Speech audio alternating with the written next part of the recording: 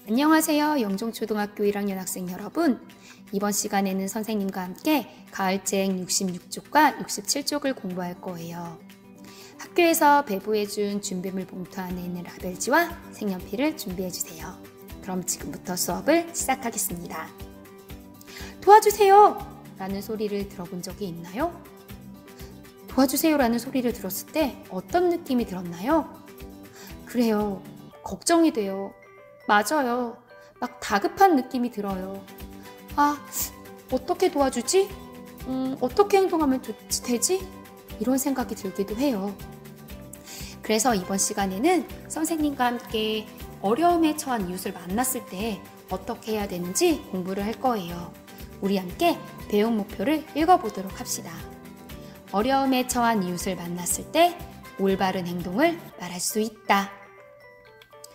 이번 시간에는 선생님과 맨손 OX 퀴즈를 풀 거예요. 맨손 OX 퀴즈를 풀면서 도움이 필요한 이웃을 만났을 때 어떻게 행동해야 하는지 알아보도록 합시다. 맨손 OX 퀴즈는 총 16개의 문제로 되어 있습니다. 여러분이 맞다고 생각하면 손으로 O 표시를 해주시고요. 이건 아니야. 이렇게 행동하면 안 돼. 라는 생각이 들면 X표를 해주시면 됩니다. 선생님이 문제를 읽어주고 하나, 둘, 셋 하면 정답을 표시해주세요. 그러면 첫 번째 문제 나갑니다. 첫 번째 문제입니다. 휠체어를 타고 가는 사람을 만나면 먼저 지나갈 수 있게 옆으로 비켜준다. 하나, 둘, 셋. 정답은 O입니다. 두 번째 문제입니다. 앞이 보이지 않는 시각장애인을 만나면 힐끔힐끔 쳐다본다. 하나, 둘, 셋. 정답은 X입니다. 그래요. 시각장애인을 힐끔힐끔 자꾸 쳐다보면 부끄러워해요. 그러니까 우리와 다르다고 생각하지 말고 우리가 그냥 있는 그대로를 지켜보면 됩니다. 그냥 그대로 존중해주면 돼요. 다음 문제로 넘어가겠습니다. 세 번째 문제입니다. 시각장애인이 길을 물으면 방향을 왼쪽, 오른쪽 등 구체적으로 알려준다. 하나, 둘, 셋. 정답은 O입니다. 시각장애인이 길을 물었을 때 구체적으로 방향을 말해주면 좋다고 해요. 여기에요, 저기에요, 저쪽으로 가면 돼요. 이런 식의 애매한 표현은 시각장애인이 길을 찾는데 어렵다고 해요. 그러니 오른쪽이에요. 50m를 간 다음 왼쪽으로 가세요. 지금 방향으로 10걸음 더 가세요. 이런 식의 구체적으로 방향을 알려주면 도움이 된다고 합니다. 네 번째 문제입니다. 어린 동생이 승강기에 탔을 때 단추가 닿지 않으면 대신 층 숫자 단추를 눌러준다. 하나, 둘, 셋. 정답은 O입니다. 다섯 번째 문제입니다. 높은 계단을 혼자 올라가는 어린 동생을 만나면 모른 채 하고 지나간다. 하나, 둘, 셋. 정답은 X입니다. 그래요. 도움이 필요하다고 어린 동생이 도움을 요청하면 계단을 올라갈 때 손을 잡아주면 좋습니다. 여섯 번째 문제입니다. 버스에서 나이 드신 할아버지를 만나면 꼬박꼬박 자는 척한다. 하나, 둘, 셋. 정답은 X입니다. 그래요. 할아버지가 힘들다고 다리가 아프시다고 그런 표정이나 그런 말을 하시면 할아버지 자리를 양보해 드릴까요? 라고 할아버지 여기 앉으세요 라고 말합니다. 할아버지께서 아니야 너가 앉아 이렇게 말하면 자리를 양보하지 않아도 됩니다. 일곱 번째 문제입니다. 임신부를 만나면 임신부의 배에 부딪히지 않도록 조심한다. 하나, 둘, 셋. 정답은 O입니다. 여덟 번째 문제입니다. 임신부는 할아버지, 할머니가 아니므로 버스에서 자리를 양보하지 않는다. 하나, 둘, 셋. 정답은 X입니다. 임신부도 할아버지, 할머니와 같이 우리가 배려해야 되는 대상입니다. 버스나 지하철에서 임신부 좌석이 따로 마련되어 있는데요. 그 자리는 우리가 비워놓습니다. 또는 우리가 먼저 자리에 앉았는데 자리에 앉지 못한 임신부를 만나게 되면 자리를 양보해주면 좋아요. 9번째 문제입니다. 비를 맞고 가는 친구가 있으면 함께 우산을 쓴다. 하나, 둘, 셋. 정답은 5입니다. 10번째 문제입니다. 한글을 잘 모르는 친구가 있으면 놀린다. 하나, 둘, 셋. 정답은 X입니다. 친구가 한글을 모른다고 놀리지 않고 친절하게 알려주는 것이 좋습니다. 11번째 문제입니다. 넘어진 사람을 발견하면 못 본 채 한다. 하나, 둘, 셋. 정답은 X입니다. 넘어진 사람이 있을 때 못 본 채 하지 않고 먼저 다가가 혹시 도움이 필요한지 물어보는 것이 좋습니다. 12번째 문제입니다. 길에서 울고 있는 아이가 있으면 무슨 일이 있는지, 혹시 도와줄 일은 없는지 물어본다. 하나, 둘, 셋. 정답은 5입니다. 13번째 문제입니다. 할머니가 무거운 짐을 들고 가시면 같이 들어드린다. 하나, 둘, 셋. 정답은 5입니다. 14번째 문제입니다. 녹색 어머니가 교통지도를 하고 계시면 모른 척한다.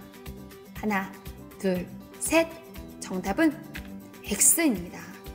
우리가 녹색 어머니를 만나면 안녕하세요, 고맙습니다 라고 감사 인사 표현을 하는 것이 좋습니다. 15번째 문제입니다. 도와주세요 소리를 들으면 모른 채 한다. 하나, 둘, 셋. 정답은 X입니다.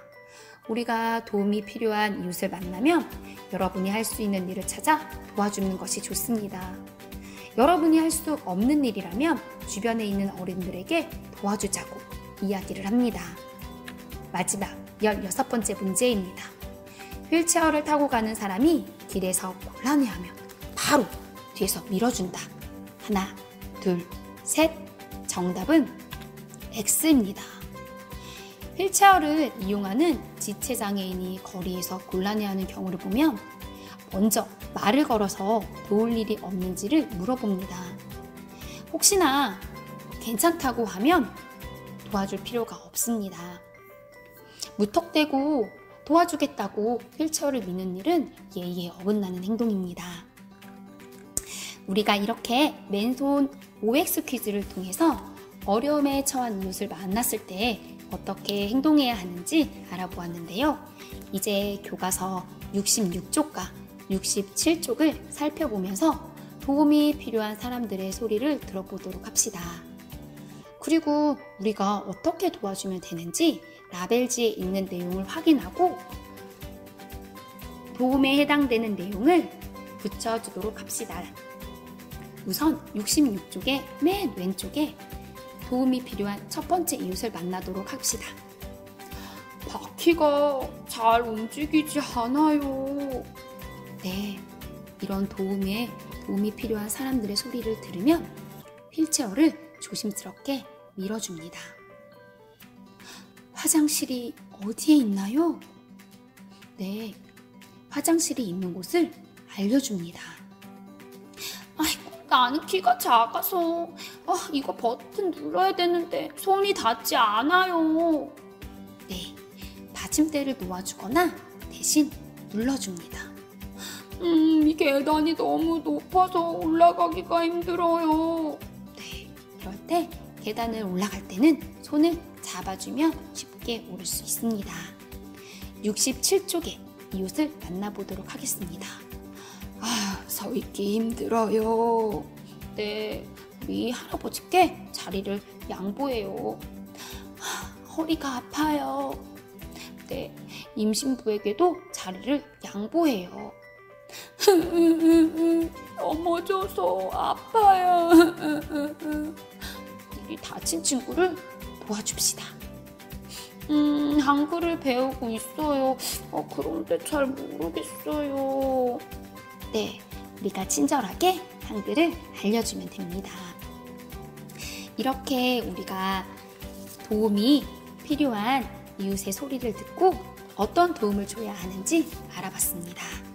그럼 67쪽에 맨 위쪽을 봐주세요.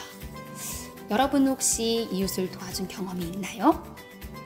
67쪽에 도와준 경험이 있으면 같이 색칠해 보도록 하겠습니다.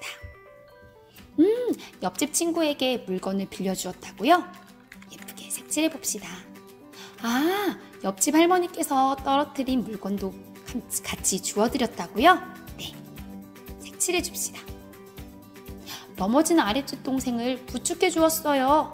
네, 예쁘게 색칠해 봅시다. 비를 맞으며 가는 옆집 누나에게 우산을 씌워주었어요. 네, 색칠해 봅시다.